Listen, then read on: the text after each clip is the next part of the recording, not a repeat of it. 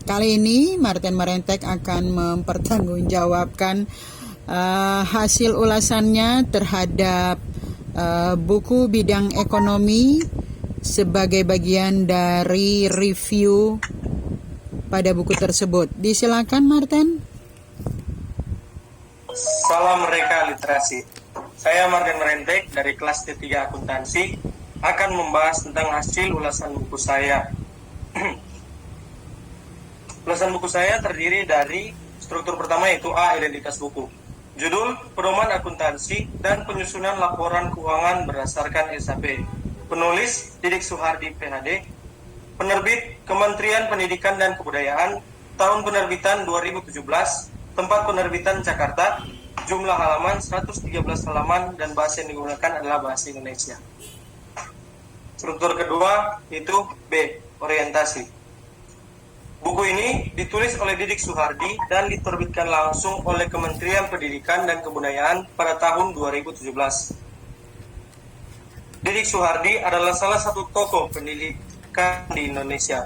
Karirnya di dunia pendidikan dimulai ketika menjadi tenaga honorer di Direktorat Pendidikan Dasar dan Menengah, Departemen Pendidikan dan Kebudayaan tahun 1982. Berada di Jakarta, Didik Suhardi selaku Sekretaris Jenderal Biro Keuangan merasa perlu untuk menerbitkan kembali pedoman akuntansi dan penyusunan laporan keuangan berdasarkan SAP di lingkungan Kementerian Pendidikan dan Kebudayaan sebagai penyempurnaan dari pedoman yang diterbitkan tahun 2016.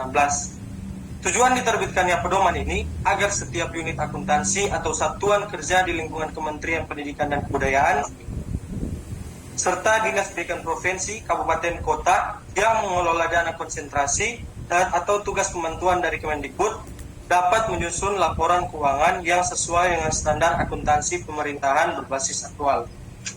Struktur ketiga yaitu C. Next. C. Tafsiran isi.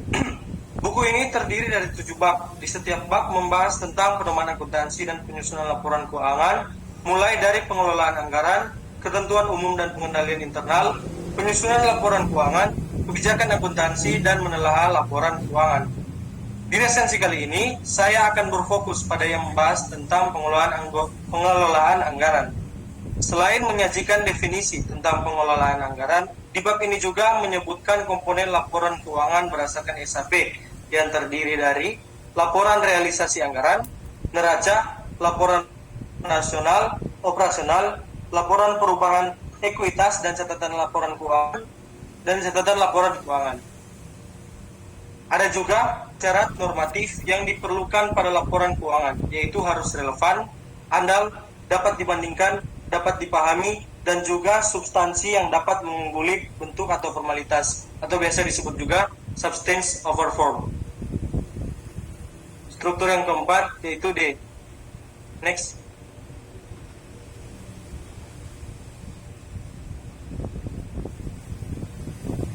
D. Evaluasi. Banyak keunggulan yang bisa kita lihat dari buku ini, antara lain penulisan yang jelas dan info-info yang sangat membantu dalam mengelola anggaran. Teori yang dimuat dalam buku ini diterbitkan langsung dari Kementerian Pendidikan dan Kebudayaan, sehingga pembaca tidak perlu ragu untuk membaca dan memahami isi dalam buku ini. Buku ini juga mempunyai dasar hukum yang diambil dari UU, PP, PMKI, dan PDIB.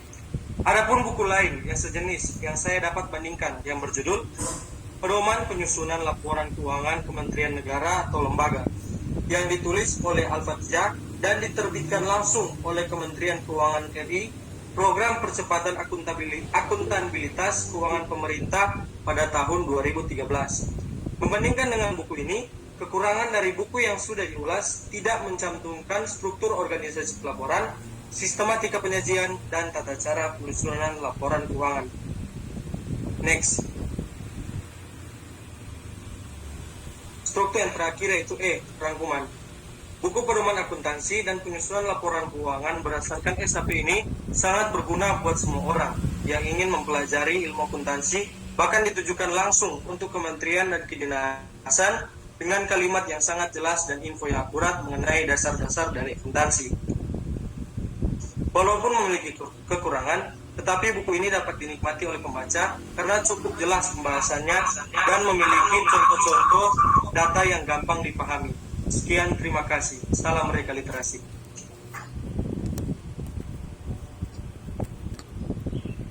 Ya, baik Martin, terima kasih. Ini tadi jaringan kurang enak ya, tapi paling tidak suaramu kedengaran dan penjelasanmu bagus, jelas sekali kedengaran dan berurutan.